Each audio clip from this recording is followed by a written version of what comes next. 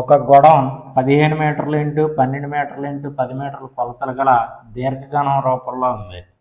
ఒక్కొక్క దీర్ఘగణం పెట్టే ఘనపరిమాణం 18 metre cube అయితే అందులో ఉంచగల పెట్టెల సంఖ్య ఎంత అని అడిగారండి. దీర్ఘగణాకార గొడౌన్ యొక్క కొలతలు వరుసగా పొడవు అయితే 15 మీటర్లు, వెడల్పు వచ్చి 12 మీటర్స్, హైట్ h = 10 మీటర్స్. అయితే ఆ దీర్ఘగణాకార గొడౌన్ ఘనపరిమాణం దీర్ఘగణాకార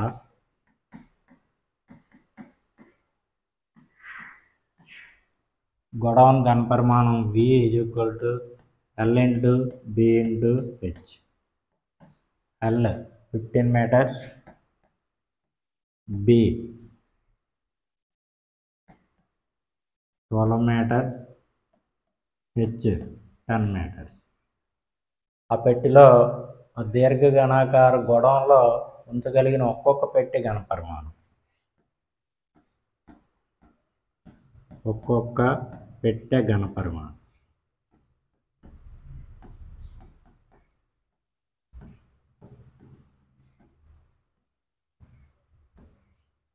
దీన్ని V1 అనుకుందాం, పెట్టె ఘనపరిమాణాన్ని V2 అనుకుందాం. V2 = 18 metre cube.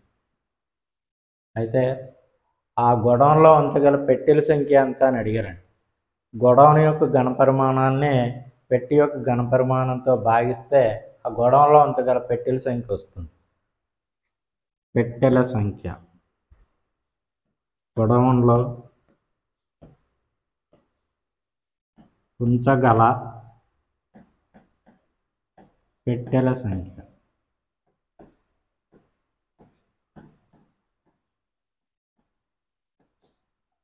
గొడౌన్ యొక్క ఘనపరిమాణాన్ని పెట్టె యొక్క ఘనపరిమాణంతో భాగిస్తే పెట్టెల సంఖ్య వస్తుంది. గొడౌన్ యొక్క ఘనపరిమాణాన్ని మనం V1 అనుకున్నాం, పెట్టె యొక్క ఘనపరిమాణాన్ని V2 అనుకున్నాం. V1/V2. V1 = 15 × 12 × 10 metre cube by 18 metre cube. So 3 ఎక్కం, 3 6 18, 3 4 12, అలా 3 టేబుల్, 3 రెళ్ళు 3 5, 2 రెళ్ళు 4, 5 రెళ్ళు 10, 10 10 100. సో ఆ దీర్ఘగణాకార గొడౌన్లో ఉంచగల మొత్తం పెట్టెల సంఖ్య ఎంత అంటే 100. First option is the right answer. ఒక ఫ్యాన్ 20% GSTతో కలిపి 750 రూపాయలు ఖరీదు చేయబడింది. GST కలపక ముందు ఫ్యాన్ వేల ఎంత అని అడిగారండి. GST కలపక ముందు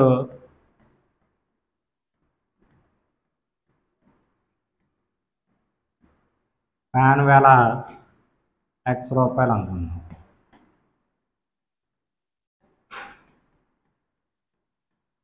అనుకున్నట్లయితే GSTతో కలిపి ఫ్యాన్ వేల 750 రూపాయలు.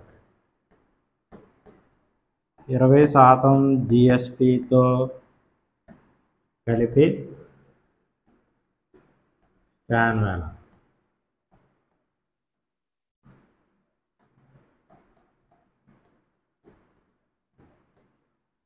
GST కలపక ముందు ఫ్యాన్ వేల మనం X రూపాయలు అనుకున్నాం. 20% GSTతో కలిపి ఫ్యాన్ వేల 750 రూపాయలు. అంటే X + 20% ఆఫ్ X = 750 రూపాయలు. GST కలపక ముందు ఫ్యాన్ వేల X రూపాయలు, 20% GST కలపడం వల్ల మొత్తం ఫ్యాన్ వేల 750 రూపాయలు అనమాట. X + 20 × X / 100 = 750. 25 × 100 x plus x by 5 is equal to 750. 5 into x, 5x plus x, 6x. 6x by 5 is equal to 750. ఇక్కడ 5 భాగిస్తుంది అటువైపు వెళ్తే గుణిస్తుంది, అలాగే xని 6 గుణిస్తుంది అటువైపు వెళ్తే భాగిస్తుంది. So x is equal to 750 into 5 by 6. 6 125లు 750, 125 5లు 625. సో జిఎస్టీ కలపక ముందు ఫ్యాన్ వేల 625 రూపాయలు. జిఎస్టీతో కలిపి ఫ్యాన్ వేల ఏమో 750 అయితే జిఎస్టీ కలపక ముందు ఫ్యాన్ వేల 625 రూపాయలు. Third option is the right answer. ఉదయం 6 గంటలకు గడియారంలో నిమిషాల ముళ్ళు మరియు గంటల ముళ్ళుల మధ్య కోణం ఎంత అని అడిగారండి.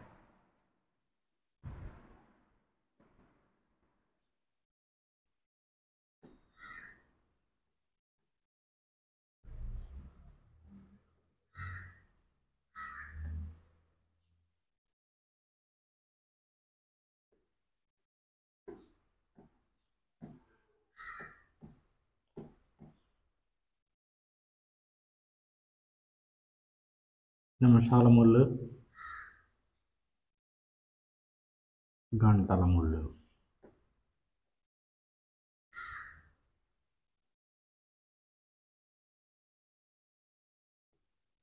ఉదయం 6 గంటల సమయంలో అంటే hours 6 hours, minutes 0 minutes. The angle between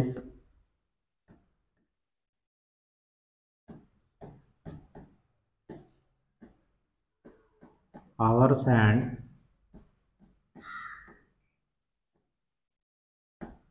minutes hand.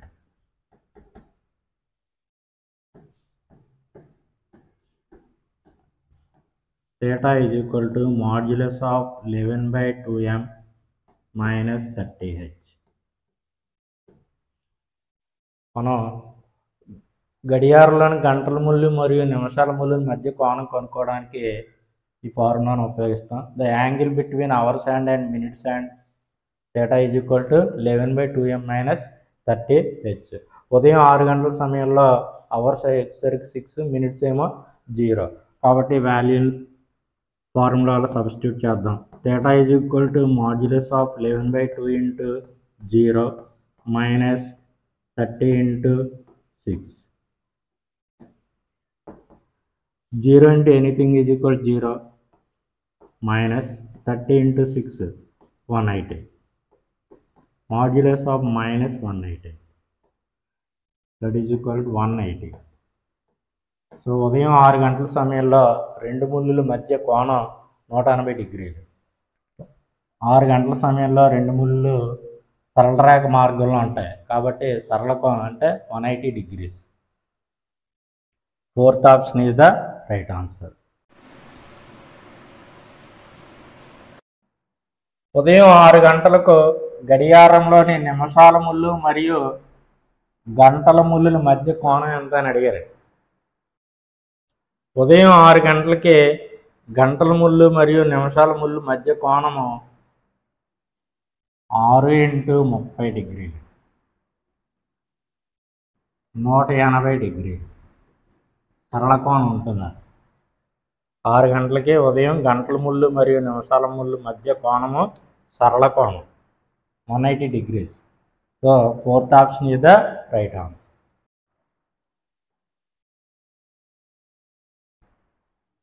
పది మంది బాలికల ఎత్తులు వరుసగా సెంటీమీటర్లో కొలిచారు మరియు ఫలితాలు క్రింది విధంగా ఉన్నాయి. మొదటి బాలిక ఎత్తు 135 సెంటీమీటర్లు, రెండో బాలిక 150, మూడో బాలిక 139, నాలుగో బాలిక 128, ఐదో బాలిక 151, ఆరో బాలిక 132 సెంటీమీటర్లు, ఏడో బాలిక 146 సెంటీమీటర్లు, ఎనిమిదో బాలిక 149, తొమ్మిదో బాలిక 143, 10వ బాలిక 141 సెంటీమీటర్లు, ఎత్తుని కలిగి ఉన్నారు. అయితే సగటు ఎత్తు కంటే ఎక్కువ ఎత్తు కలిగి ఉన్న అమ్మాయిల సంఖ్య ఎంత అని అడిగారు. అంటే మనం ముందు సగటు కనుక్కోవాలి. సగటు కనుక్కొని సగటు కంటే ఎక్కువ ఎంతమంది ఉన్నారో వాళ్ళ సంఖ్యను మనం లెక్కించవలసి ఉంటుంది. సగటు లేదా సరాసరి = రాసుల మొత్తము బై రాసుల సంఖ్య.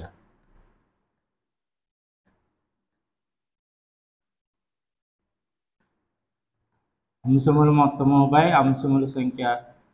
Some of the observations by number of observations. 10 మంది బాలికల యొక్క ఎత్తులు వరుసగా 135 plus 150 plus 139 plus 129 plus 128 plus 151 plus 132 plus 146 plus 149 plus 143 plus 141. మొత్తం బాలికల సంఖ్య 10 మంది కాబట్టి by 10. Number of observations 10. So 135 plus 150 plus 139 plus 128 plus 151 plus 132 plus 146 plus 149 plus 143 plus 141 అన్నిటిని యాడ్ చేస్తే మనకు మొత్తం ఫలితం 1414 వస్తుంది బై 10. 1414ని 10చే భాగించినప్పుడు దశాంశ బిందువు కుడి నుంచి ఎడమకి ఒక సంఖ్యకి వస్తుంది. 141.4. సగటేమో మనకి 141.4 వచ్చింది. ప్రశ్నలో ఏం అడిగారంటే సగటు ఎత్తు కంటే ఎక్కువ ఎత్తు కలిగి ఉన్న అమ్మాయిల సంఖ్య ఎంత అని అడిగారు. సగటు ఎత్తు ఏమో 141.4 సెంటీమీటర్లు. అంతకంటే ఎక్కువ 141.4 కంటే ఎక్కువ ఎత్తు కలిగి ఉన్న అమ్మాయిలు అందరూ చూద్దాం. 151, 150, 2, 146, 3, 149, 4, 143, 5. సగటు ఎత్తు కంటే ఎక్కువ ఎత్తు కలిగి ఉన్న అమ్మాయిల సంఖ్య 1, 2, 3, 4, 5 మంది. సగటు ఎత్తు కంటే ఎక్కువ ఎత్తు ఉన్న అమ్మాయిల సంఖ్య 5 కాబట్టి second option is the right answer.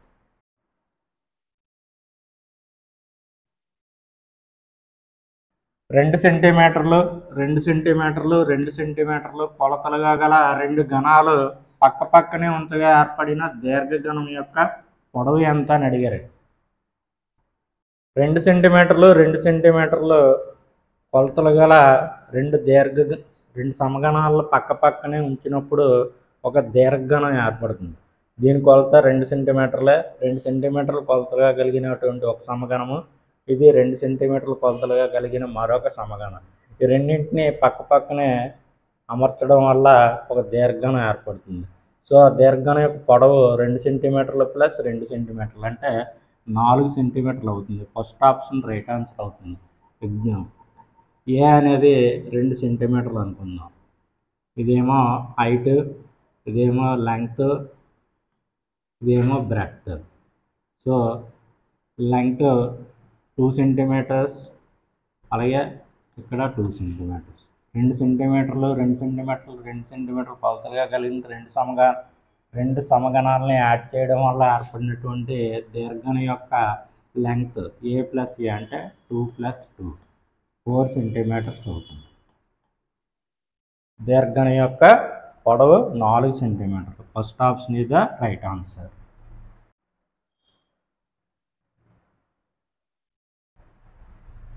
ఒక 1,75,616 యొక్క ఘనమూలం ఎంత అని అడిగారండి.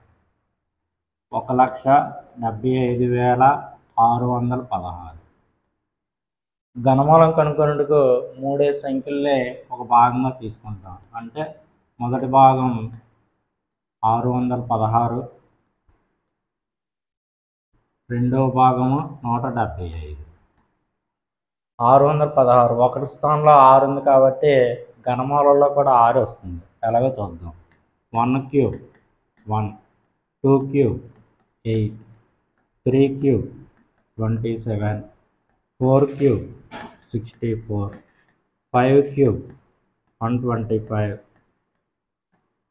6 cube 216, 7 cube 343, 8 cube 512, 9 cube 729.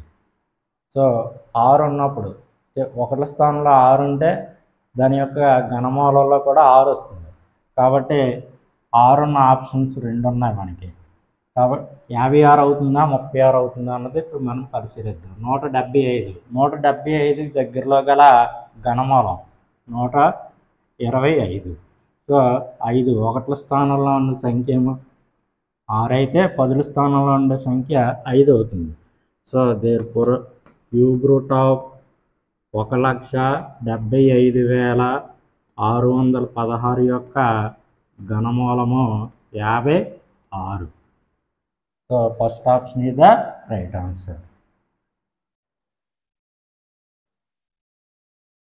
రెండు కోణాలు పూరక కోణాలు అయితే ఆ కోణాలు మొత్తం ఎంత అని అడిగారు. రెండు కోణాలు ఏ కామా బి అనుకుందాం. ఆ రెండు కోణాలు పూరక కోణాలు అయినట్లయితే A plus B is equal to 90 degrees. Complementary angles అవ్వాలంటే రెండు కోణాలు మొత్తం 90 degrees అయితే వాటిని కాంప్లిమెంటరీ యాంగిల్స్ అంటాం. So fourth option is the right answer.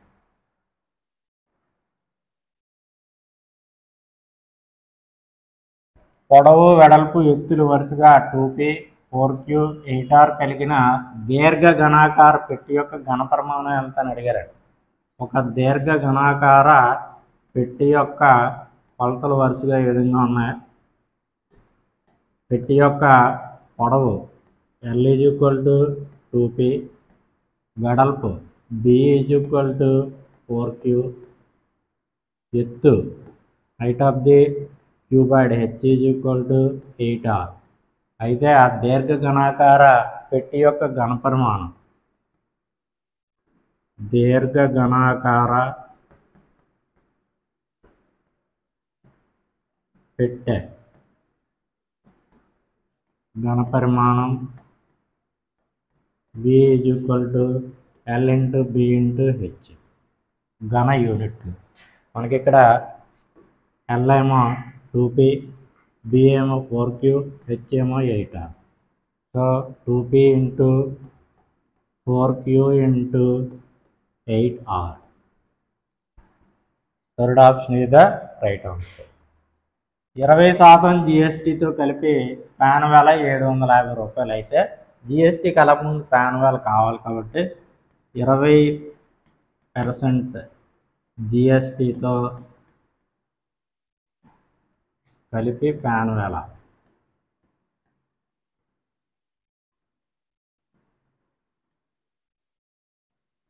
750 రూపాయలు.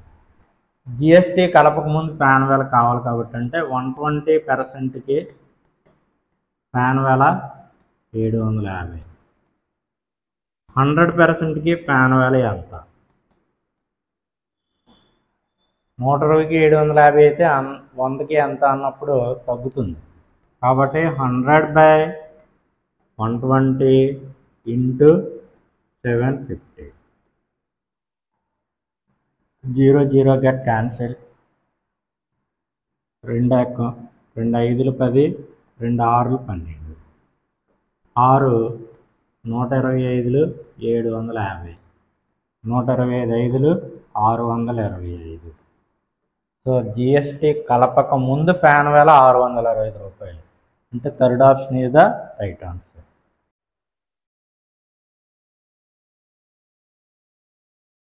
24 × x² YZ + xy² Z + xyz² 8xyzతో భాగించగా వచ్చే భాగఫలం ఎంత అని అడిగారు.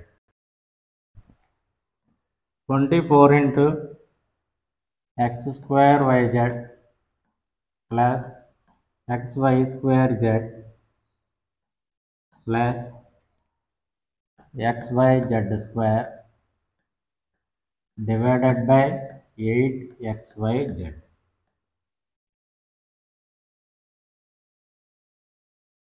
24 into x square yz, 24x square yz plus 24 into xy square z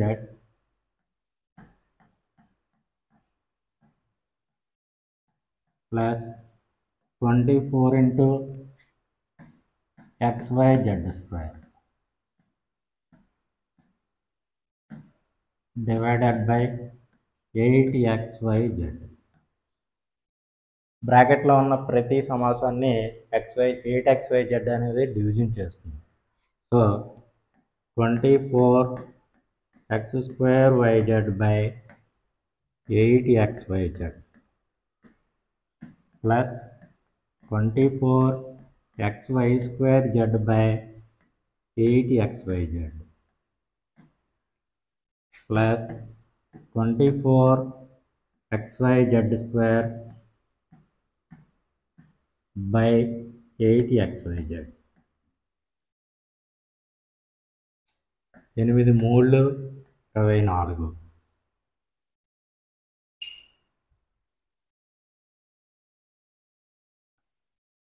X స్క్వేర్కి ఎక్స్కి క్యాన్సిల్ అయిపోతుంది, వైజెడ్ గెట్ క్యాన్సిల్ అంటే మనకి ఇంకా అక్కడ 3x మిగిలింది. 8 3 24. ఎక్స్ గెట్ క్యాన్సిల్, వై స్క్వేర్లో స్క్వేర్కి వైకి క్యాన్సిల్ అయితే ఒక వై ఉంటుంది, Z get cancel. So plus 3y plus 8 3 24. x get cancelled, Y get cancelled, Z square అంటే జెడ్ ఇంటూ జెడ్. సో ఒక జెడ్కి క్యాన్సిల్ అయిపోతే ఇంకా ఒక జెడ్ ఉంటుంది, ప్లస్ 3z.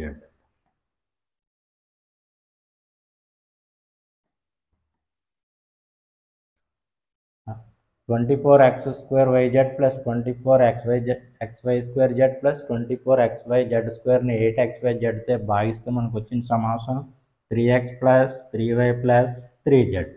అన్నింట్లోని కూడా ఎక్కడ 3 ఉంది, ఎక్కడ 3 ఉంది, ఎక్కడ 3 ఉంది. 3 కామన్ తీద్దాం. 3 కామన్ తీసినట్లయితే 3 into x plus y plus z.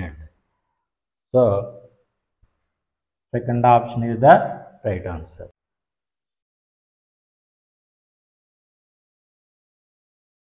ఈ అసలు ఆర్ వడ్డీ రేటు ఎన్ కాల వ్యవధి అయితే అర్ధ సంవత్సరానికి ఒకసారి వడ్డీ లెక్కించిన అయ్యే మొత్తం ఎంత అని అడిగారు.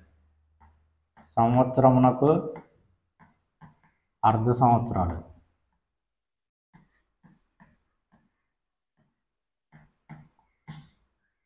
రెండు ఉంటాయి. అసలు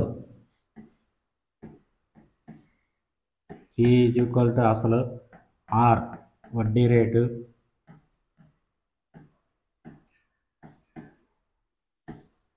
ఎన్ ఈజ్ ఈక్వల్ టు కాల వ్యవధి అయినట్లయితే సంవత్సరానికి అర్ధ సంవత్సరాలు రెండు ఉంటాయి కాబట్టి చక్రవడ్డీ ప్రకారము మొత్తం కనుక్కోవడానికి formula A is equal to P into 1 plus R by 200 whole power 2n. So fourth option is the right answer.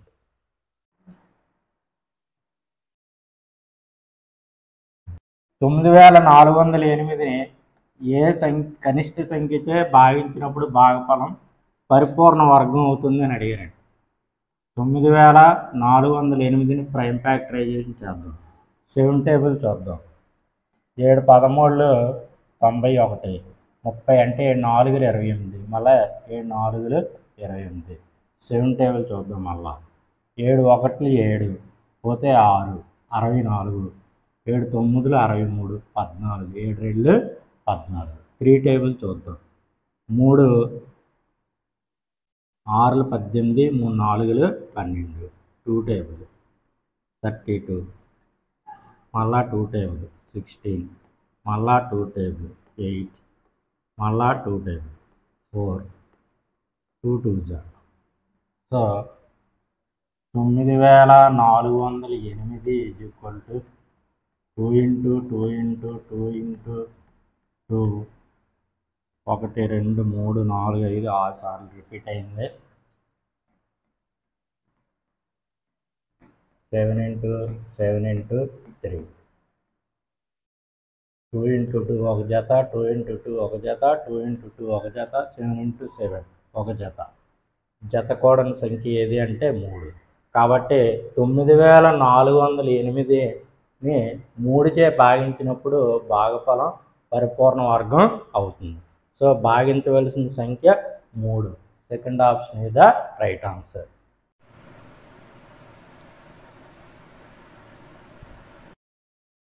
84 టైర్లను కార్లకు అమర్చుతున్నారు. ప్రతి కారు అమర్చడానికి 4 టైర్లు అవసరమైతే 4 టైర్లతో అమర్చబడిన కార్ల సంఖ్య ఎంత అని అడిగారండి. మొత్తం టైర్ల సంఖ్య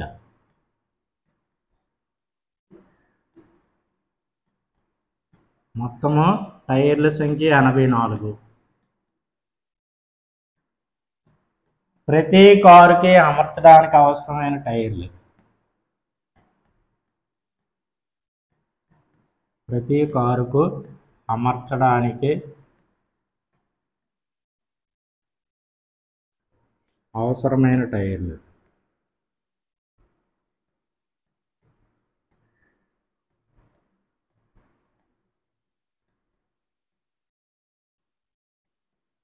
4. అయితే 4 టైర్లతో అమర్చబడిన కార్ల సంఖ్య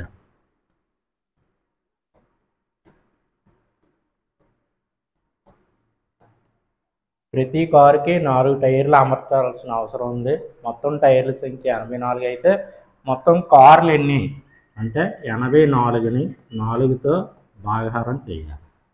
4 2 8, 4 1 4. సో కార్ల సంఖ్య 21. అంటే second option is the right answer.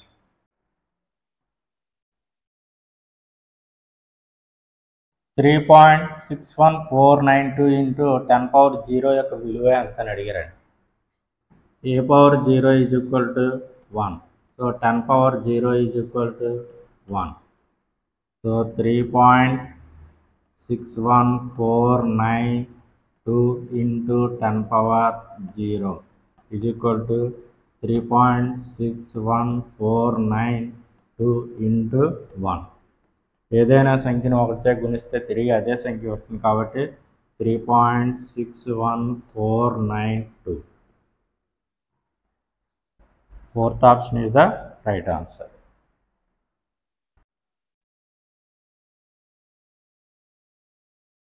-1/8 యొక్క గుణకార విలోమం ఎంత అని అడిగారండి. a/bకి గుణకార విలోమం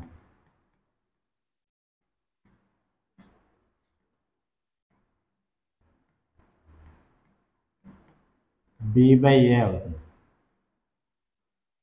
సో -1/8 -9/8 -9/8కి గుణకార విలోమం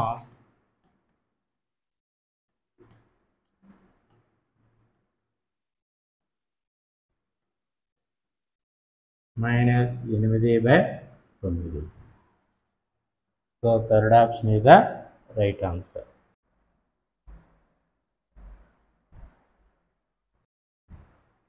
30 నిమిషాలు, 1:30 గంటలకు గల నిష్పత్తి ఎంత అని అడిగారండి. 1:30 గంటలు అంటే గంట ప్లస్ 1 గంట ప్లస్ అరగంట. 1 గంటకి నిమిషాలు 60, అర్ధ గంటకి నిమిషాలు 30. సో మొత్తం 1:30 గంటలకి నిమిషాలు 90 నిమిషాలు. 1:30 గంటలు అంటే 90 నిమిషాలు. అయితే మనకి ప్రశ్న ఏమి అడిగారు, 30 నిమిషాలకి 1:30 గంటలకి గల నిష్పత్తి అని అడిగారు. నిష్పత్తిని కనుక్కోవాలంటే రెండు ఒకే ప్రమాణాలు ఉన్నాయి. ఇక్కడ గంటలు ఉన్నాయి, ఇక్కడ నిమిషాలు ఉన్నాయి కాబట్టి మనం గంటల్ని నిమిషాల్లోకి కన్వర్ట్ చేసాం. 1:30 గంటలు నిమిషాల్లో కన్వర్ట్ చేస్తే 90 నిమిషాలు వచ్చాయి. సో 30 నిమిషాలకి 90 నిమిషాలకి గల నిష్పత్తి అడిగారు. 30:90, 31 33. సో 1:3 నిష్పత్తి 30 నిమిషాలు 1.5 గంటలకు గల నిష్పత్తి 1:3. Third option is the right answer.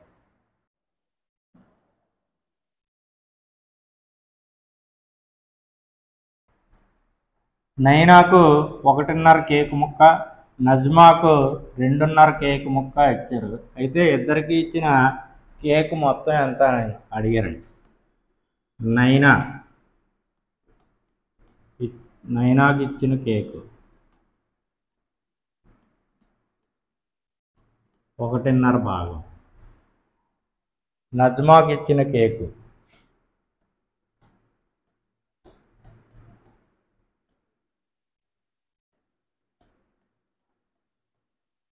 2.5 భాగం, మొత్తం కేకు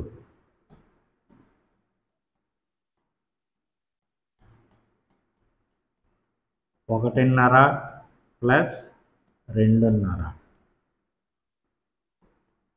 1 ప్లస్ అర ప్లస్ 2 ప్లస్ అర,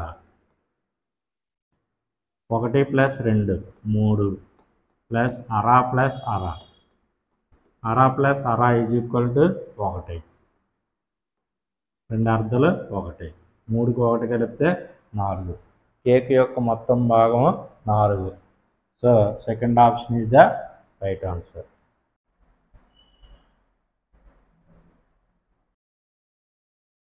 ఒక గంట 10 నిమిషాల 12 సెకండ్లని సెకండ్లోకి మార్చమన్నారు. టోటల్ ఇచ్చినటువంటి సమయాన్ని సెకండ్లోకి కన్వర్ట్ చేయమన్నారు. ఒక గంట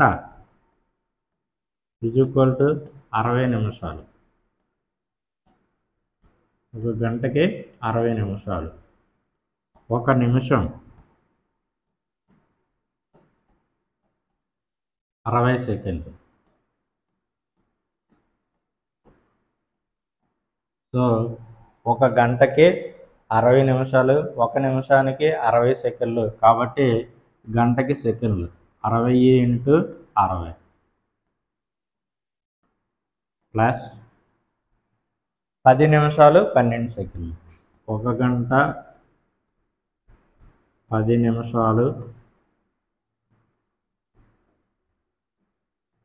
12 సెకండ్లు. 10 నిమిషాలు 10 × 60 సెకండ్లు, నిమిషానికి 60 సెకండ్లు కాబట్టి ప్లస్ 12 సెకండ్లు. 60 3600 సెకండ్లు ప్లస్ 10 600 సెకండ్లు ప్లస్ 12 సెకండ్లు. మొత్తం అంతా కలిపితే 3600 ప్లస్ 600 4200, 4200 ప్లస్ 12 4212 సెకండ్లు. ఒక గంట 10 నిమిషాల 12 సెకండ్లకి టోటల్గా సెకండ్లు 4212 సెకండ్లు. So second option is the right answer.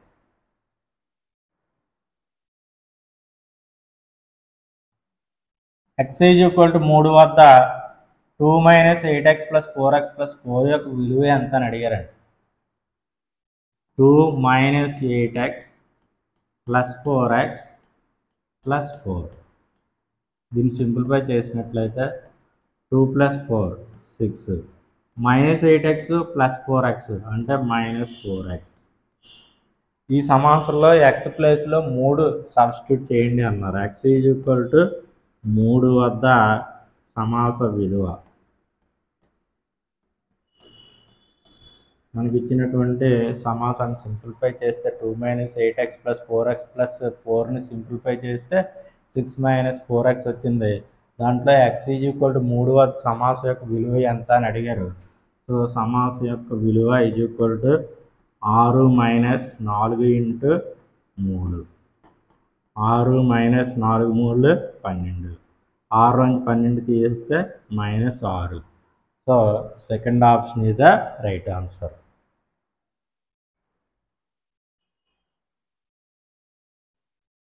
ఒక దీర్ఘచతురస్ర పొడవు 6 సెంటీమీటర్లు మరియు వెడల్పు 4 సెంటీమీటర్లు అయితే దాని చుట్టుకొలత ఎంత అని అడిగారు. దీర్ఘచతురస్రం యొక్క పొడవు L = 6 సెంటీమీటర్, వెడల్పు B = 4 సెంటీమీటర్లు. అయితే దీర్ఘచతురస్రం చుట్టుకొలత ఎంత అని అడిగారండి. దీర్ఘచతురస్రం చుట్టుకొలత P = 2 ఇంటూ పొడవు ప్లస్ వెడల్పు.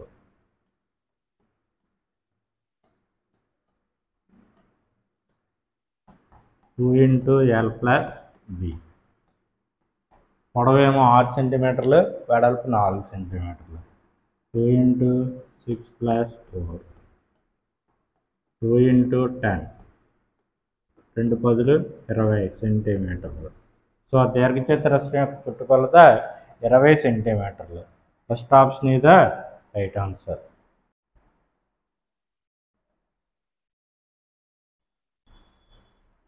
ఒకటి బై 3ను శాతంలోకి మార్చిన అని అడిగారు. భిన్నాన్ని శాతంలో మార్చుటకు 100చే గుణించి శాతం గుర్తు యాడ్ చేస్తాం. అంటే 100/3%.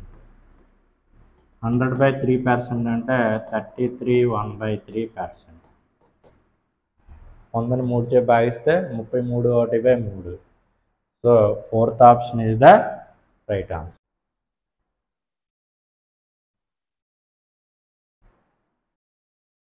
వృత్తాకార పైపు యొక్క వ్యాసార్థం 14 సెంటీమీటర్లు. పైపు చుట్టూ ఒకసారి చుట్టడానికి అవసరమగు టేపు పొడవు ఎంత అని అడిగారండి. 14 సెంటీమీటర్ల వ్యాసార్థం కలిగిన ఒక వృత్తాకార పైపు యొక్క వ్యాసార్థము 14 సెంటీమీటర్లు. ఈ పైపు చుట్టూ టేప్ చుట్టాలి కాబట్టి చుట్టుకొలత కావాలి మనకి. పైపు యొక్క చుట్టుకొలత C = ఈ పైపు వృత్తాకారంలో ఉంది కాబట్టి పైపు యొక్క చుట్టుకొలత C = 2πr. మనకి ఇక్కడ వృత్తం యొక్క వ్యాసార్థం, పైపు యొక్క వ్యాసార్థం 14 సెంటీమీటర్లు. So C = 2 into 22/7 into R value 14 centimetres. 7 రెళ్ళు 14, 2 రెళ్ళు 4, 4 20 రెళ్ళు 88. సో చుట్టూ చుట్టవలసిన అవసరమైన టేప్ పొడవు ఎంత అంటే 88 centimetre. Third option is the right answer.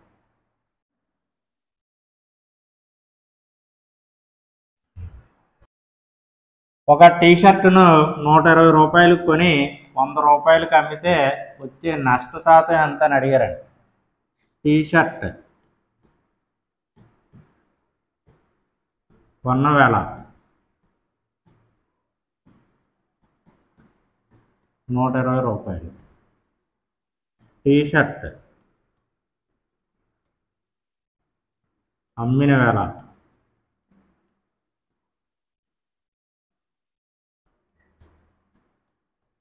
100 రూపాయలు. అమ్మిన వేళ కంటే కొన్న వేళ ఎక్కువ ఉంది కాబట్టి నష్టం వస్తుంది. కొన్న వేళ గ్రేటర్ దాన్ అమ్మిన వేళ కాబట్టి నష్టం వస్తుంది.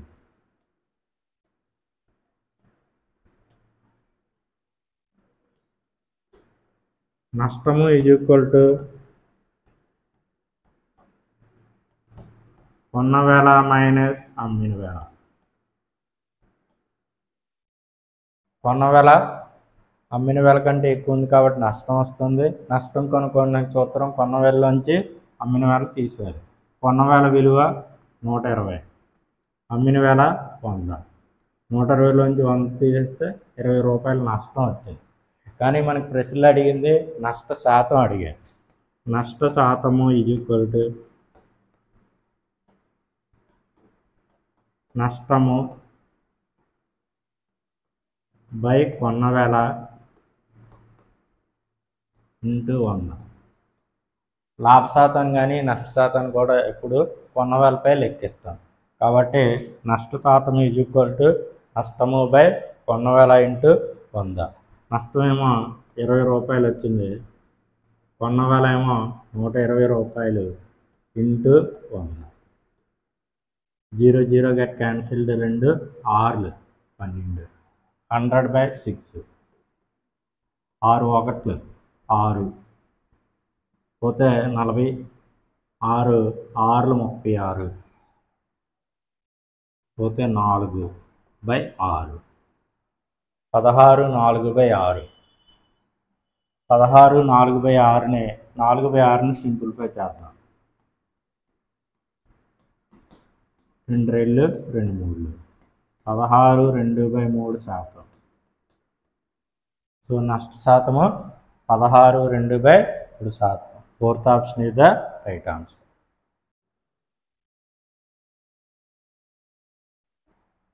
ఒక పండ్ల తోటలో ఒక్కొక్క వరుసకు 25 చెట్లు చొప్పున 10 వరుసలలో మామిడి చెట్లు కలవు. ఆ తోటలో ఉన్న మామిడి చెట్ల సంఖ్య ఎంత అని అడిగారండి. వరుసకు గల మామిడి చెట్లు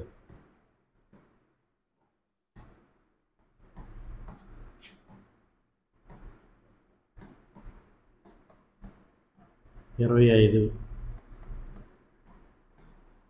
ఒక్కో వరుసకి గల మామిడి చెట్లు 25. మొత్తం వరుసల సంఖ్య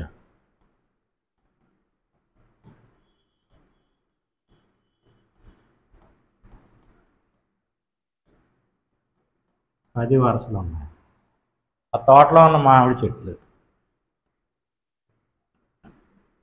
ఆ తోటలో ఉన్న మామిడి చెట్లు